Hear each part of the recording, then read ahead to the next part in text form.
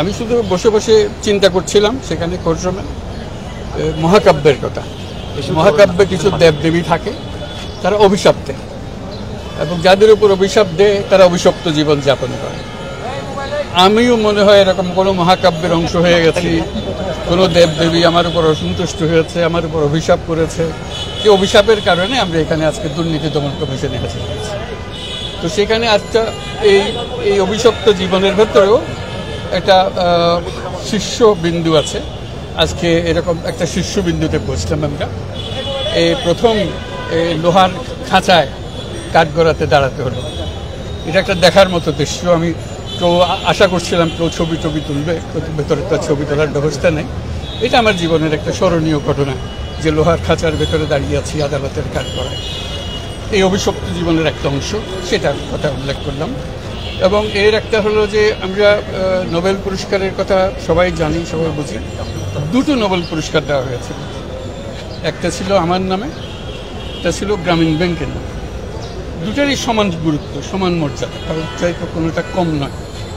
একটা যৌথভাবে দেওয়া হয়েছে তাও না, এটা ইন্ডিপেন্ডেন্ট, দুটোই ইন্ডিপেন্ডেন্ট। তো পৃথিবীর ইতিহাসে কোনো নজির নাই যে একজন নোবেল বিজয়ী আরেকজন নোবেল বিজয়ীর বিরুদ্ধে মামলা করতে দুদকে হাজির হয়েছে। এটা আমাদের কপালে হলো। এটা অভিশাপের একটা অংশ। যে অভিশাপ আমরা বহন করে যাচ্ছি, সে অভিশাপে এমন জিনিস হয়েছে যে একটা নোবেল বিজয়ী, এবং নোবেল বিজয়ী হলো যে খুবই সম্পৃক্ত নোবেল বিজয়ী, যে অনেকটা পিতা পুত্রের সম্পর্কের মতো নোবেল বিজয়ী, যে আমার কারণে এটা সৃষ্টি হয়েছে এবং তারা নোবেল পুরস্কার পেয়েছে, সেটাও আমার সঙ্গে যুক্ত হয়ে পেয়েছে।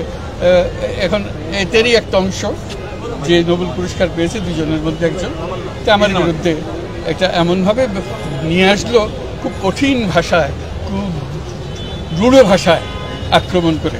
অভিযোগ থাকতে পারে, কিন্তু রূঢ় ভাষায় আক্রমণ করে অভিযোগগুলো করা, যে অভিযোগের কোনো ভিত্তি নেই, যেটার ব্যাপারে আমরা আপনাদেরকে সবাইকে জানিয়েছি ঘটনা কী ঘটেছিল। এটা ঘটনার মধ্যে কোনো সত্যতা তো নাই। যে জিনিস দিয়েছিলাম সেটার জন্য আমাকে অভিযুক্ত করা হচ্ছে, অনেক টাকা মেরে দিয়েছি ইত্যাদি ইত্যাদি।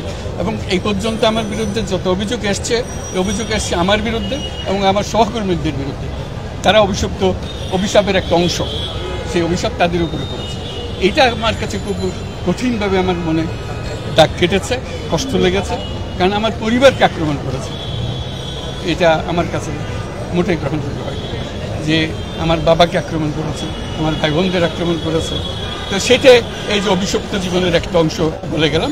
আর বাকি অংশ আজকের যেটা হলো সেটা আমাদের আইনজ্ঞ মহোদয় আছেন, তিনি ব্যাখ্যা করবেন এই বিষয়টা কী ছিল, কেন আমাদের এই অভিশাপ বহন করতে হচ্ছে, সেটা আপনারা জানুন এবং সে ব্যাপারে আপনারা লিখুন। আপনারা শুধু জানা না, বিষয়টা নিয়ে লিখুন। এটা সত্যতা কী, এটা গুরুত্ব কী, এটা ভূমিকাটা কী। এটা শুধু রিপোর্টিং বলতে শুধু শুনলাম লিখলাম তা না, ব্যাখ্যা, গভীরে যাওয়া, এটা সম্বন্ধে সবাইকে জানান দেওয়া, সেটা একটা অংশ। আপনাদের সবার সহযোগিতা কামনা করি। আপনারা সবাই আমার জন্য দোয়া রাখবেন। ধন্যবাদ। এটা বহুদিন গেছে, আমাকে গ্রামীণ ব্যাংক থেকে বের করে দেওয়া হয়েছে। এটা অভিশপ্ত জীবনের একটা অংশ।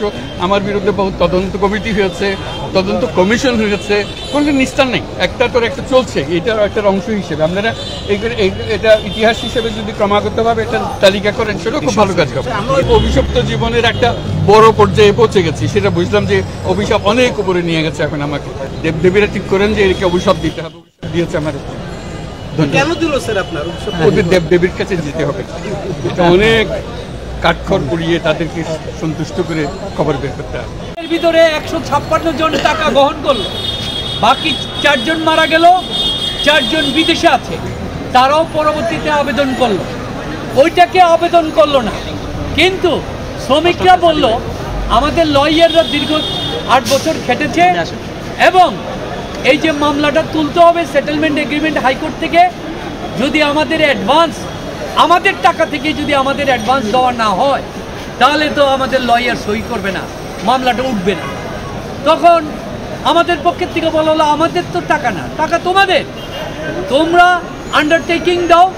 আন্ডারটেকিং দেওয়ার পরে সমস্ত কিছু করার পরে তাদের টাকা তাদেরকে দেওয়া হলো, লয়ারকে তারা 5% দিবে, আর খরচের জন্য 1% 6% হিসাবে টাকাটা তাদের এখানে 26 কোটি টাকা চলে গেল। এই 26 কোটি টাকারও তারা আবার করে না, লয়ার ফি তাদের কাছ থেকে গ্রহণ করছে, 15 কোটি টাকা পাইছে। এটা দুর্নীতি দমন কমিশনের অভিযোগ হিসাবে। কিন্তু দুর্নীতি দমন কমিশন এতই উস্তাদ, লয়ারের ফি নির্ধারণ করছে 1 কোটি টাকা, আর 25 কোটি টাকা দেখাচ্ছে আত্মসাৎ। তো দুর্নীতি দমন কমিশন কে? লয়ারের ফি নির্ধারণ করা। লয়ারের ফি নির্ধারণ করার দাবি তো কেউ না।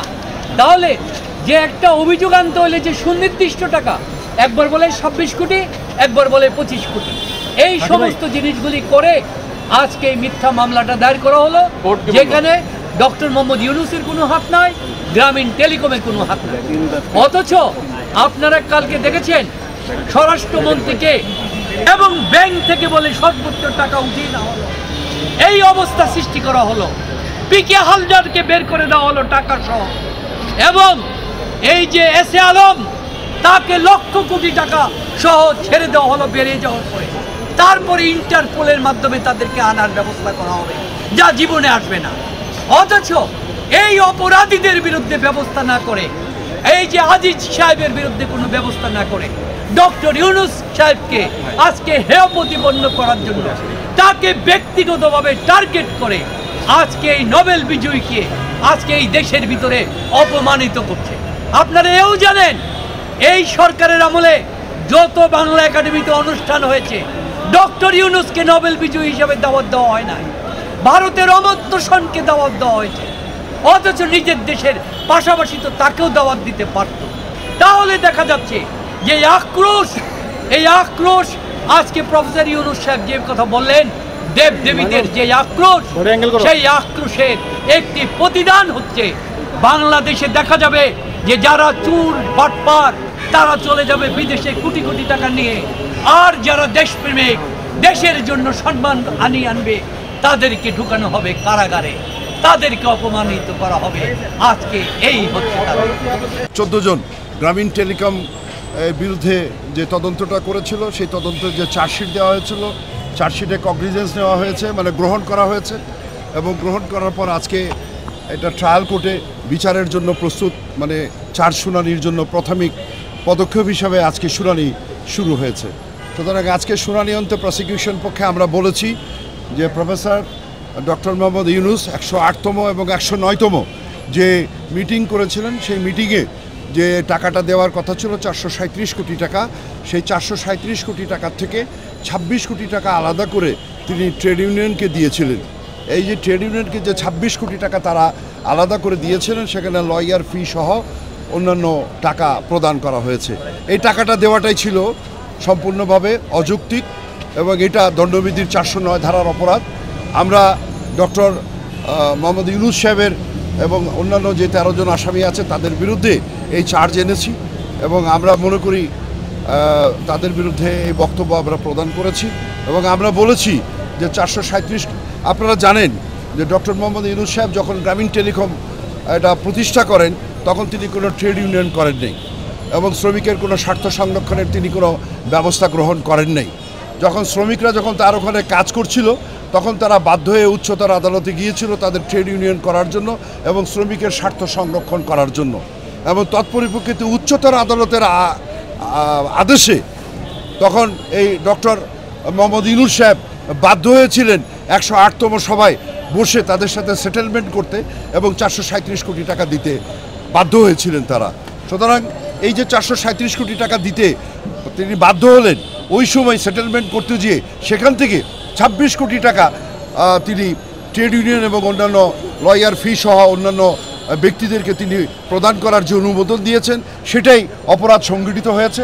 এবং আমরা মনে করি যে আমরা দুর্নীতি দমন কমিশনের পক্ষ থেকে 409 দণ্ডবিধির যে মামলা আমরা করেছি, মানি লন্ডারিংয়ের যে অপরাধ তার বিরুদ্ধে আমরা এনেছি, এবং জাল জালিয়াতির যে অভিযোগ আমরা এনেছি, ইনশাল্লাহ আদেশের মাধ্যমে সেটা প্রতিফলিত হবে। আর কিছু আছে? 12 তারিখে যে এটা যে আচ্ছা, এটা একটু বলেন। আজকে আপনারা চার্জের পক্ষে শুনানি করেছিলেন এবং তারাও অব্যাহতিতে শুনানি করেছে। শুনেন, তারা বলছে কি আদেশ? না, তারা বলছে তাদের পক্ষের আইনজীবী বলেছেন আর কি, একটু আগে আপনারা শুনেছেন বিশাল চিৎকার করে তিনি কথা বলছেন আর কি। তারা বলছেন যে যদি অপরাধ হয়েও থাকে সেটা শ্রম আদালতে বিচার হবে, এই আদালতে বিচার করতে পারবে না, এবং উচ্চতর আদালত, হাইকোর্ট, সুপ্রিম কোর্টকেও বিচার করতে পারবে না, এই কথা তারা বলছেন। তারা বলছেন আমরা মনে করি তারা তাদের দায় স্বীকার করেই আজকে তারা তাদের পক্ষে যুক্তি প্রদর্শন করছেন। তারা বলছেন যে 26 কোটি টাকা না 437 কোটি টাকা দেওয়া হয়েছে, 364 কোটি টাকা এর মধ্য থেকে পরিশোধ করা হয়েছে। আমরা বলেছি যে 364 কোটি এবং 437 কোটি টাকার এটা ম্যাটার না, ম্যাটারটা হচ্ছে 437 কোটি টাকা থেকে হঠাৎ করে আপনারা 26 কোটি টাকা কেন এখান থেকে মাইনাস করে আপনারা অন্যান্য ব্যক্তি, আপনি নিজে সহ অন্যান্য ব্যক্তিরা যে পরিশোধ করেছেন সেটাই অপরাধ হয়েছে। কিন্তু তারা মূল মামলার মধ্যে যাচ্ছেন না, তারা বিভিন্নভাবে বিভিন্ন রকম বক্তব্য দিচ্ছেন। ইনশাল্লাহ 12 তারিখে আবার আপনাদের সাথে দেখা হবে, সেদিন আমরা আদেশের মাধ্যমে